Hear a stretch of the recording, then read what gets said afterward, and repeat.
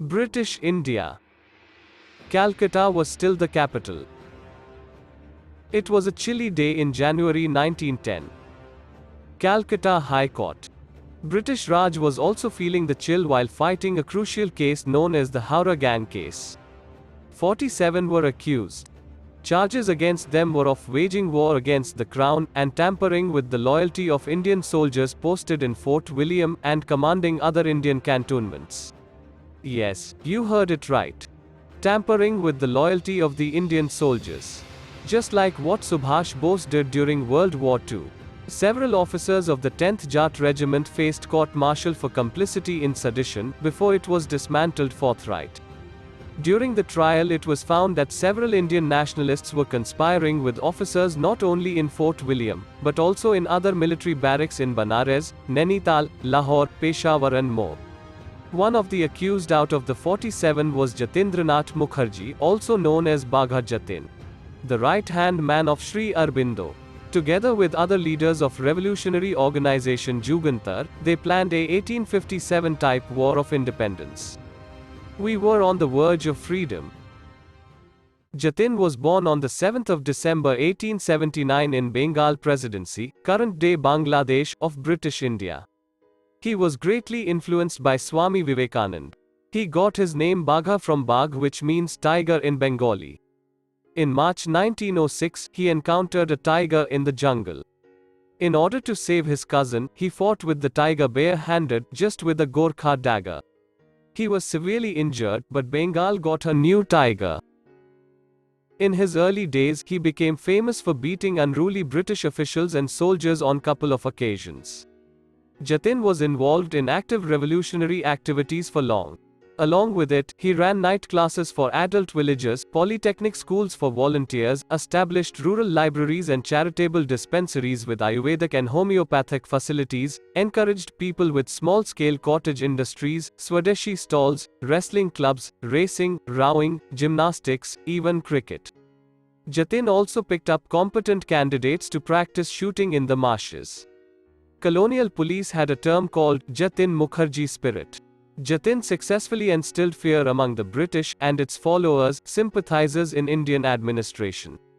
He carried out multiple assassinations starting from police informer, police sub-inspector, public prosecutor to deputy superintendent of police. He carried out several robberies to collect funds. Unnerved by the assassination of deputy superintendent, Viceroy Minto openly declared, "A new spirit of anarchy and lawlessness seeks to subvert not only British rule but the governments of Indian chiefs." After Sri Aurobindo and his brother Bareen Ghosh were arrested under Alipur conspiracy case, Jatin took charge of Yugantar. Though Jatin's name was pronounced as one of the principal leaders of the movement, his strategy of a loose federation helped him escape and rally the remaining stunned and absconding freedom fighters. Back to January 1910. Jatin along with other Yugantar members was arrested. Once again, British administration could not find enough evidences to hold him for long. British tried to suppress the news of army revolt as it may have caused further defection in the armed forces. But still this information leaked. Her Siniev, Russian consul general in Calcutta, informed St. Petersburg on February 6, 1910. Despite the British authorities' desire to keep the affair from becoming public, some details have come to light that conspiracy was connected with the liberation movement which had been gaining momentum in India in recent years. Finally, the grand plan was unleashed by the leaders of revolutionary organizations like Yugantar and Ghadar Party to reach out to foreign powers and utilize the upcoming European war involving Germany that we call World War I. Jatin was in the forefront of it. Jatin managed to meet the Crown Prince of Germany on his visit to Calcutta in 1912, who promised to supply arms and funds from Germany in case there was an insurrection during the imminent war between England and Germany. Since 1906, Jatin and Yugantar leadership were sending revolutionaries to foreign land for higher studies with the intention of learning military craft, manufacturing of explosives, create public opinion favorable to India's independence and to build a network. They were spread across America and Europe. One of them was Swami Vivekanand's younger brother, Bhupendranath Datta. Another key person was Taraknath Das. In the meantime, Virendranath Chattopadhyay, also known as Chatto, brother of Sarojini Naidu, built his network in Germany and made an agreement on a 15-point treaty known as Plan Zimmermann with the Imperial German government. Germany agreed to give Indian revolutionaries arms, explosives, monetary help and officers. But no German or Turkish army was to advance on a liberation mission. German Kaiser himself sent a message via Indian revolutionaries to the German ambassador in Washington, von Bernstorff, to sanction funds to help an insurrection in India. German consulates in New York, Chicago, and San Francisco supplied money and facilities to Indians rushing to join Chatto in Berlin. Ghadar party members had already started reaching India by the thousands.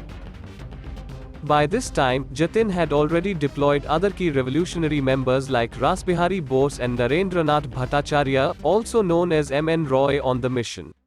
M.N. Roy later founded both the Communist Party of India and the Mexican Communist Party. Bose started building network in different military barracks including Fort William in Calcutta and other North Indian barracks due to his familiarity of Banaras. Revolutionaries got allegiance from multiple units like 93rd Burma Regiment and 16th Rajput Rifles. Before kicking off the final battle, Jatin wanted to wait for more supply of ammunitions to reach the Indian ports. On the 7th of December 1914, Bernstorff acknowledged purchase of 11,000 rifles, 4 million cartridges, 250 Mauser pistols, and 500 revolvers with ammunition for India. Further, on January 9, 1915, von Oppenheim of German Foreign Office confirmed that 30,000 rifles and 5,000 automatic pistols were ready to be dispatched. Plan was already made in the Berlin Committee to send army built using imprisoned Indian soldiers in Turkey and Middle East. They would enter through Peshawar and Ghadar leaders under Tarak Nath Das would storm through Thailand and Burma, reach Calcutta, seize Fort William, and join Peshawar. Revolution was ready to be launched, and India was a few inches away from a well-fought independence. Jatin, the commander-in-chief, sanctioned the 21st of February 1915 as the date of the insurrection. Unfortunately, things did not go as per plan. There were two major betrayals. First, despite Rasbihari Bose's watchful eyes, a police agent among the members informed police about the plans. Uprising in Punjab was foiled and Bose had to flee to Japan. This made Britain and America more vigilant. United States started watching the shipping of all Germany-bound contraband materials. British Foreign Office intensified its intelligence network on American and Canadian soil. Multiple informers, many from East and Central European origin refugees, were employed. Some of them were employed by Czech network of counter-espionage directed by E.V. Voska. A spy was planted in disguise of a housekeeper in the apartment of Indian nationalists in New York City. On learning about the scheme by Jatin to free India with German collaboration, Voska rushed to inform the pro-American, pro-British and anti-German T.G. Masaryk, the future president of the Czech Republic. The US authorities passed the news immediately to the British police. This was the second and final blow to the plan. As M.N. Roy recounted the events later, the plan was to use German ships interned in a port at the northern tip of Sumatra, to storm the Andaman Islands and free and arm the prisoners there, and land the Army of Liberation on the Orissa coast. The ships were armored, as many big German vessels were, ready for wartime use. Odisha's Balasore coast was selected as the place where shipload of arms consignment from Germany was supposed to be delivered. Jatin with his team already arrived in Balasore to receive the consignment. But betrayal of the Czech spy did not let the ship reach the Indian shore, and a dream died that day. Police force under Police Commissioner of Calcutta, Charles Teggart, arrived in the hideout of Jatin and his fellow revolutionaries on the 9th of September 1915. They fought a heroic battle with the British forces. Jatin was seriously wounded, and finally died next day in Balasore Hospital on the 10th of September 1915. This was Jatindranath Mukherjee aka Bagha Jatin, the man who was dreaded by British. After his death, his adversary, Commissioner of Police Charles Teggart, said, Bagha Jatin, the Bengali revolutionary, is one of the most selfless political workers in India. If an army could be raised or arms could reach an Indian port, the British would lose the war. During the Indo-German conspiracy trial, this is what the prosecuting British official had remarked on Jatin. With this man living, he might lead the world. M.N. Roy later said, All Dadas practiced magnetism, only Jatin Mukherjee possessed it. An American publicist wrote, Had E.V. Voska not interfered in this history, today nobody would have heard about Mahatma Gandhi, and the father of the Indian nation would have been Bhagat Jatin. Before the final battle in Balasore, his followers told him to flee. He did not. He said in Bengali, আমরা মরব, জগৎ জাগবে। We shall die to awaken the nation. But are we still awake? Did we even remember his sacrifice to do the least? Now ask yourself a question. Did you know about Bhagat Jatin and Hindu-German conspiracy?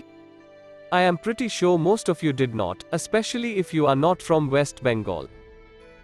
Now ask yourself another question. Shouldn't you have known this story before watching the video? Shouldn't this be taught in schools as a very important milestone of Indian freedom struggle? Please raise your voice. Next time no one will fight for you if you do not care to even remember them.